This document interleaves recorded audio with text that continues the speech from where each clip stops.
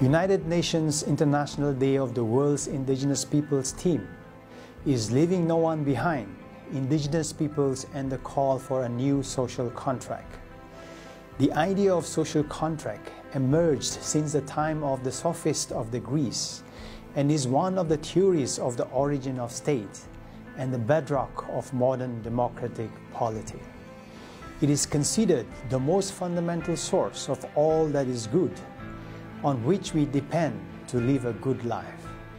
But what does this really mean when our men, women, and children are tortured, raped, and murdered by state agencies and communalist forces?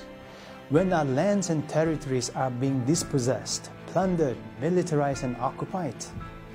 Isn't it that governments have adopted the UN Declaration on the Rights of Indigenous Peoples to initiate reforms and usher in peace and justice? Of course, reforms have been initiated within the UN system, in human rights standard setting, and in developing mechanisms in addressing our rights and to transform conflicts across the world.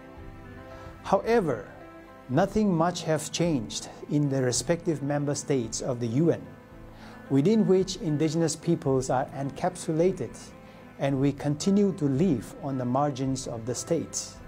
Further, the people are not able to use political institutions and civic space to negotiate pressing political issues and resolve conflicts.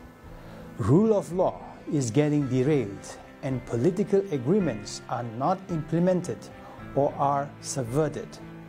Something has deeply gone wrong with our understanding of social contract that is protected and embodied in the Constitution.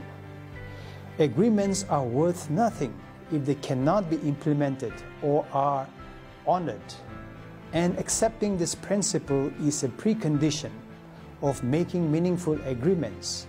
This is the principle of natural law.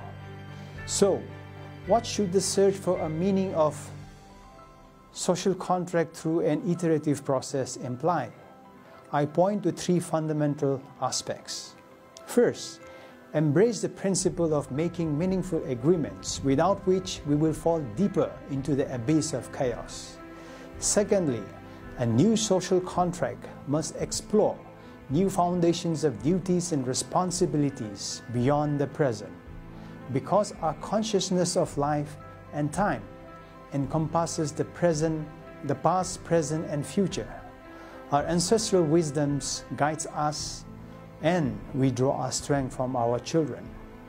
Our future is also tied to the sustainability of the planet. So, indigenous people say that we are an interrelated community with the environment.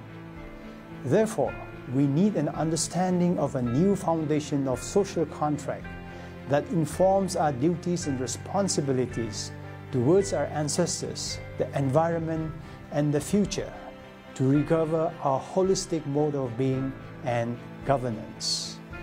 Thirdly, build better knowledge on the understanding and nurturing of individual and collective agency for redefining civic space that encompasses pluralism and self-determination of peoples. We are in a meaning crisis, and our struggle for self-determination is in part a response to this meaning crisis. So, as we struggle, we are also participating in meaning-making and peacemaking with the global society. We have embarked upon an important journey of remembering and reconstituting our mode of being. There is a deep, unexplainable longing in this journey where many want to give their life to resolve it forever. Indigenous brothers and sisters, your audacity awakens the spirit of this journey. So, continue to share your struggles and stories of courage for peace, justice, and reconciliation.